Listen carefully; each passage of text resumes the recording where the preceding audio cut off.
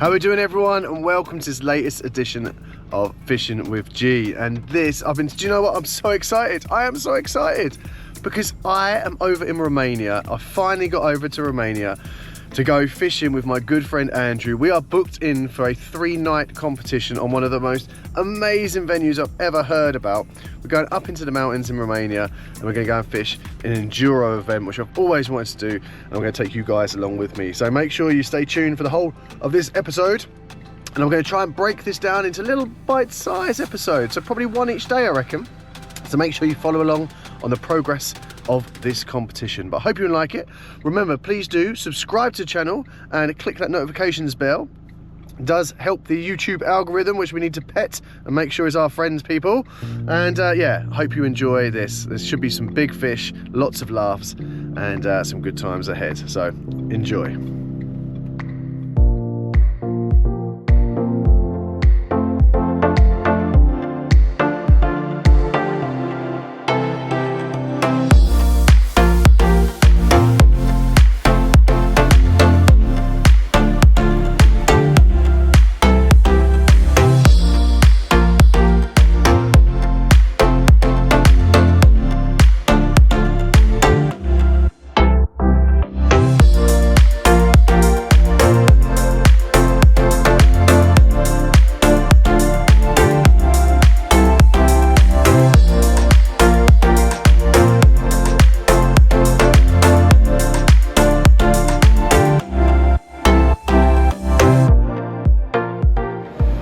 So we've just arrived outside the lake. There's this wicked restaurant that looks like a boat. I don't know if you can see it behind me, this massive boat. But Tatunitu, I think his name, Tatunitu, is doing the draw. A very famous and world-renowned angler. He's doing the draw there. But he's going through all the rules just before we pull our pegs. But one of the interesting things is he said there's a river behind the back bank of the lake, and apparently there's loads of bears that are going up and down the river at the moment. So we've got to watch out for bears. Don't get that linear, do you? But we're going to go to the peg draw now. We've all signed in, so we're going to go and see what pegs we get, and then we'll head over and start some fishing. So it's really getting exciting now, guys. And yeah, looking forward to this one.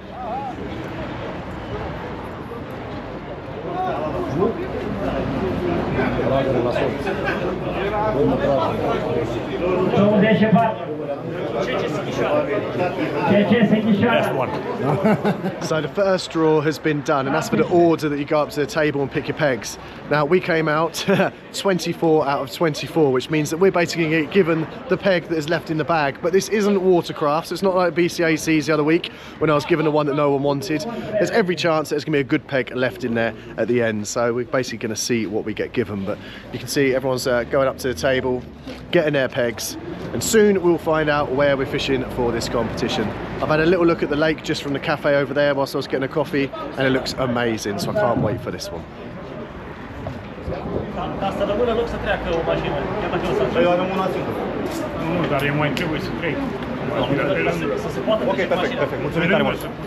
What number? 13. 13, yeah? I've got no idea if that's a good... Superstitious. Is that a good peg, bad peg? It's a good peg. Good, okay. 13, yeah. 13, so we're not in down the shallows. No, we are not down the shallow. To be honest with you, we are on the deepest part of the lake. Deepest part of the lake. It's getting cold. That sounds good to me. I'll take that. Big fish, deep part of the lake. 1 degree tonight. Let's hope they come to us. Right, let's get them around to that lake. Find a peg.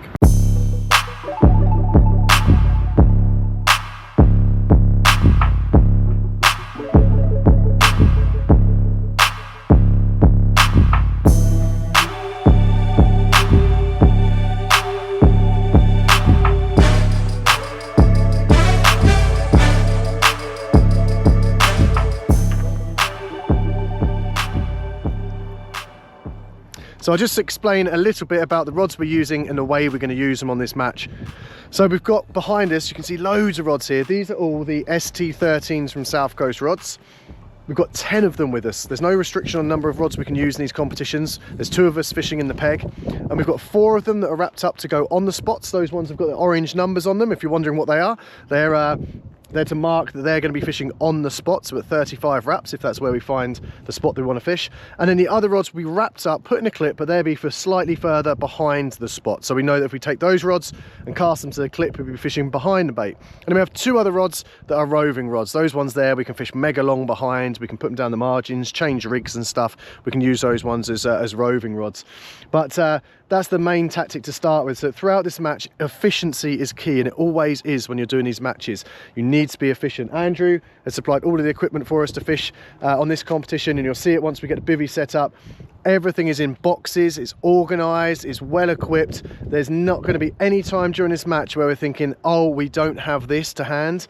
Everything has been thought of before the match, which means that when we get into the peg, we can concentrate on the fishing.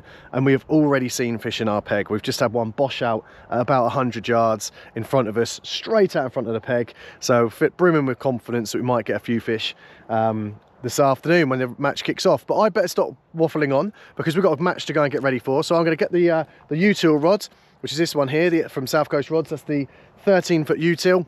As wrapped at 35 wraps, I'm going to flick that out there and search around for a spot as soon as the whistle goes, which is in 15 minutes time, and then hopefully find a spot. We can then get the rods out onto it, put a bit of bait out, and then start to really work the swim from there on. But yeah, really excited about this one. Hopefully it gives you an insight into how these international matches get fished. Hopefully we can show you a few fish on the bank as well.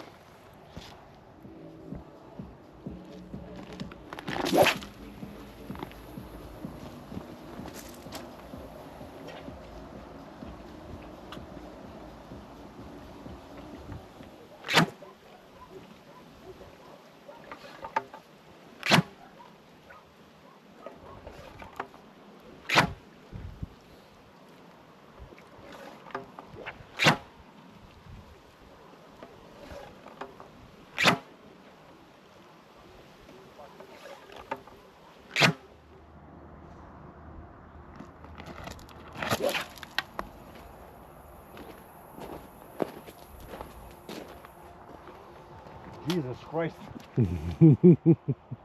That went a long way. Okay, so we're about an hour and a half into the match. No fish have been caught yet, but that's understandable. There's been a lot of disturbance on the water and stuff. Seen a lot of fish showing out in front of us though.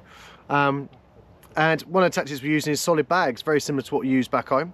Andrew's solid bags, he actually uses this like straw stem at the back of it, and I've just mixed up some nice oily pellet, and we're going to try that, a nice oily bag mix, very similar to what I'd use at home. And what we're doing is we're searching around with the bags, trying to find where in the peg the fish want to feed. So yeah, we're just searching with solids at the moment. We're going to keep doing that. The way these matches work is that you can spom during the daylight hours, so I think up until 6 o'clock in the evening, and at 8 o'clock in the morning you can start again. But during the night time you can't spom. So we're just searching around this first afternoon. Remember, it's a 4-day, 3-night match. Just searching around with the solids, trying to find the area that the fish want to feed on. And then once we find out, we can start to introduce a bit of bait this evening, or as we get into the evening time with the spom. Nothing too heavy, because it's going to be cold tonight. It's only going to be 1 or 2 degrees tonight. And then we can look to establish that spot over the course of tomorrow and as we go through the match. So sort of taking a nice sort of softly approach into the match. But you can tell by the way I'm wearing my beanie hat now, it is cold here, the wind's quite cold. Behind me over there you can see the mountains, they've got all the mist over the top of them and stuff. It's a beautiful, beautiful place this. But don't forget the bears. Oh yeah, and Andrew said don't forget the bears, because the bears are behind me by the river. So yeah, got to watch out for the bears. But no, it's been a slow start for everyone, but it feels like just being at home tying up solid bags. So we get the rest of these knocked up, cast them out. I'm sure it won't be too long until we get a bite. Well, it's about 5 o'clock on the first afternoon, so we've been fishing for about 4 hours. We've been roving bags around out in front of us, but we've had no joy yet. It's been quite a slow start around the lake. There's been a few fish caught up to about 20 kilos. So 20 kilos, about 43, 44 pounds, something like that. So some good sized fish being caught, but not down on this bank here. But what we have done is we're now fishing helicopters blasted out into the middle of the lake with single hook baits, and we're going to now have a lead around, put some bait out, because we're going to spom up until 7 o'clock I think it is this evening. Then you can't spom through the night and you can start again in the morning. So yeah, we're starting to try and figure out the swim. We're going a bit longer into the silt, but there's a big dead area, a big zone in the middle of the lake that no one can cast to, and it just makes sense that that's where the fish are going to sit, and that's where we've seen them showing as well, as a long range. So we're going to give that a go with some single hook baits, pumped out long, and then we're going to find a spot, get some of our mix on there for tonight, and hopefully the fish will turn up on that later on.